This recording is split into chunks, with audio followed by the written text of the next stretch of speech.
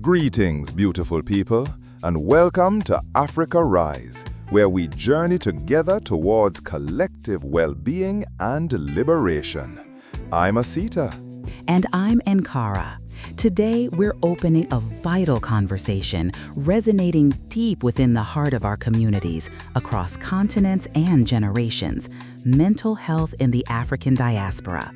It's a topic often whispered about, sometimes ignored, but always present. Absolutely, Ankara. We're here to shine a light, embrace our shared humanity, and explore pathways to healing and strength rooted in our rich heritage. From the bustling streets of Lagos to the vibrant communities of London, from the soulful rhythms of Salvador to the enduring spirit of Harlem and the Caribbean, our experiences are diverse yet interconnected.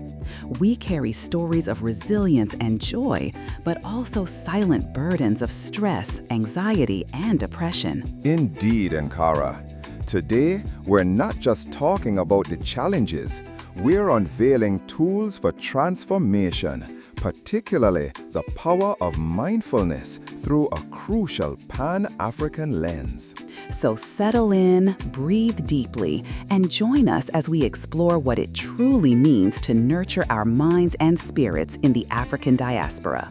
This is Africa Rise. So, Ankara, let's start by demystifying some terms we hear so often: stress, anxiety, and depression.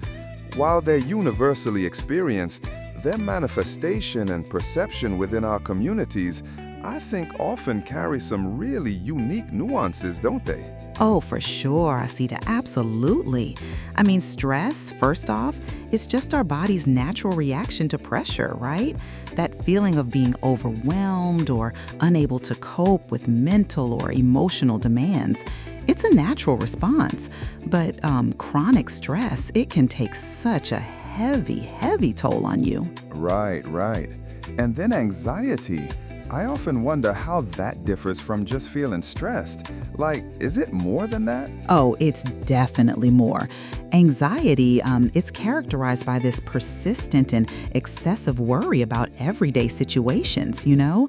Sometimes it's like accompanied by physical symptoms: racing heart, shortness of breath, restlessness. It's a different beast than just stress, really. And depression, that goes way beyond temporary sadness. It's a mood disorder that causes a persistent feeling of sadness and loss of interest, significantly impacting your daily life, your energy levels, your sleep, your appetite. It's a profound state. Wow, okay. That distinction is really important. So, how do these manifest specifically in our African diaspora communities? Like our history and cultural context, how does that shape how these conditions are, expressed? That's a fantastic question, Asita, because our history and culture, they play a huge role. For instance, depression in African Americans, it can be more severe, it can have a longer course, and actually be more disabling than in white Americans. And the thing is, there's been this strong stigma historically against mental health challenges in communities of African descent, you know? I remember growing up, if someone was withdrawn or acting strange, it was often dismissed as stress or just needing prayer. Rarely was it seen as something requiring professional help. The idea of therapy, it was foreign, even taboo. Exactly. That collective denial, even though it's rooted in protection and a desire for strength, it left so many silently struggling. And, in many African cultures, psychological distress, like depression, it's often expressed in bodily terms: headaches, trouble sleeping, stomach aches, rather than explicitly named as a mental health condition. And don't even get me started on stereotypes. The strong Black woman or Black men facing pressure to show minimum vulnerability. It's like impossible to ask for help then. It really is. It creates a silence that's so deafening, you know? And speaking of unique burdens, beyond the universal, our communities navigate such specific stressors that are deeply intertwined with our history and identity. These are burdens that are often invisible to the outside world, but profoundly shape our mental landscapes, aren't they? Wow. So you're saying, like, the effects of slavery, of segregation, of ongoing racism, they can literally be passed down, affecting our mental health today. Yes, absolutely. Think about the ways our grandparents or parents might react to authority or their deep-seated distrust of certain systems. Sometimes these aren't just personal quirks, you know? They're echoes of trauma passed down, a racial battle fatigue that takes a physical and mental toll. It can show up in family dynamics, communication patterns, and even parenting styles, even if we don't realize it. That's so heavy, Ankara. And then there are cultural expectations too, right? The pressure to succeed, to represent, to care for extended family, both here and in the homeland. And migration stressors too. I've heard countless stories of individuals leaving everything behind, only to face new forms of hardship. One elder shared how challenging it was to raise her children in a new country where communal parenting, a cornerstone of her culture, wasn't understood or supported, leading to parent-child conflict and stress. It's a lot to navigate. In the face of these profound stresses, Ankara, we look for practices that can ground us, heal us, and empower us. One such powerful tool that's gaining a lot of traction, but really isn't new, is mindfulness. Oh, mindfulness. I love talking about this because it's so misunderstood sometimes. It's far from being a new age concept, right? Mindfulness is an innate human capacity, and honestly, it's present in ancient African philosophies and spiritual systems. It's like a homecoming for many of us. That's a beautiful way to put it, Ankara, a homecoming. So for our listeners who might not be familiar, how would you simply define mindfulness, and what's its transformative power, especially for us? Okay, so simple definition. Mindfulness is just being fully present in the moment, acknowledging and accepting your feelings, thoughts, and bodily sensations without judgment. It's about paying attention on purpose in the present moment and non-judgmentally. For us, Asita, it can be a game changer. It helps manage racial stress, chronic stress, anxiety, and it really reduces depressive symptoms. It allows us to step back from the intensity of difficult feelings, gain clarity, and build resilience against external pressures. And it fosters self-compassion, which is so crucial when dealing with messages of worthlessness often associated with racial trauma, you know?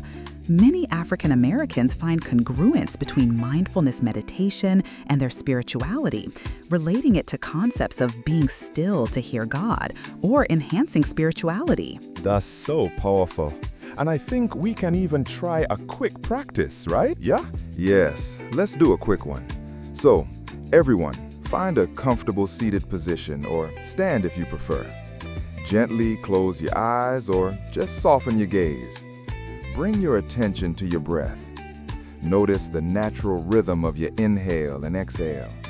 Feel the air as it enters your nostrils, travels down, and fills your lungs. Notice the gentle rise and fall of your belly or chest. You don't need to change your breath, just observe it. If your mind wanders, which it will, gently guide it back to the sensation of your breath. This breath, it's your anchor, rooting you to this very moment. Good. Okay, wow, that felt really good, Asita. Now, let's engage our senses to connect with the present. Open your eyes if they were closed. So I want you to name 5 things you can see around you right now. Really notice their colors, shapes, and textures. Then identify 4 things you can feel. Perhaps the fabric of your clothes, the chair beneath you, or the floor under your feet. Acknowledge 3 things you can hear: distant sounds, your own breathing, maybe the hum of equipment. Point out 2 things you can smell. It could be faint, or perhaps the scent of your lotion or a drink nearby. And finally, name 1 thing you can taste, even if it's just the residual taste in your mouth. This simple practice can quickly bring you back to the present moment, especially when anxiety feels overwhelming. That's incredibly grounding, Nkara. And hearing from others, knowing we're not alone in our struggles or our healing journeys is profoundly empowering, isn't it? Many individuals in the African diaspora have found mindfulness to be a powerful tool for healing racial trauma and the ongoing stress of systemic racism. It helps develop inner strength and resilience. Oh, absolutely. Imagine a sister burdened by the weight of expectations and microaggressions who discovers that a few minutes of mindful breathing each day allows her to pause, to observe her emotions without judgment, and to choose her response rather than react impulsively. Or a brother grappling with the echoes of intergenerational trauma who finds solace and self-acceptance in a guided meditation that affirms his inherent worth and connection to his ancestors. These stories, they're everywhere. As we bring this episode to a close, let's distill some key takeaways from our conversation today, Asita. Yes, absolutely. First point, mental health challenges like stress, anxiety, and depression are real and very common in the African diaspora, often manifesting uniquely due to historical and cultural factors. Second, cultural-specific stressors, including intergenerational trauma, cultural expectations, and migration, they profoundly impact our mental well-being. And third, mindfulness is such an accessible and powerful healing tool, deeply resonant with our ancestral wisdom, offering pathways to self-awareness, stress reduction, and resilience.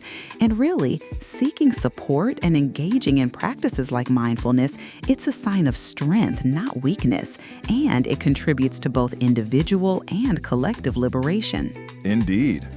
We invite each of you, our listeners, to experiment with mindfulness. Start small, perhaps just 5 minutes of conscious breathing or mindfully engaging your senses during a daily activity. Notice the subtle shifts. Be kind to yourself through this process. And for those seeking further support and culturally competent resources, we really recommend exploring organizations and apps dedicated to Black mental wellness, like the Liberate Meditation app, Black Girls Breathing, Black Zen, Therapy for Black Girls / Therapy for Black Men, and the Black Mental Health Alliance. Look for local community initiatives too. A Pan-African perspective reminds us that our well-being is interconnected, and healing ourselves contributes to the healing of our global family. Thank you for joining us on this important journey of introspection and empowerment. Remember, your mental health is integral to your wholeness, and prioritizing it is an act of profound self-love and community building. We are Africa Rise, and together we rise in spirit, mind, and body. Until next time, stay grounded, stay mindful, and keep shining your light. Ashe.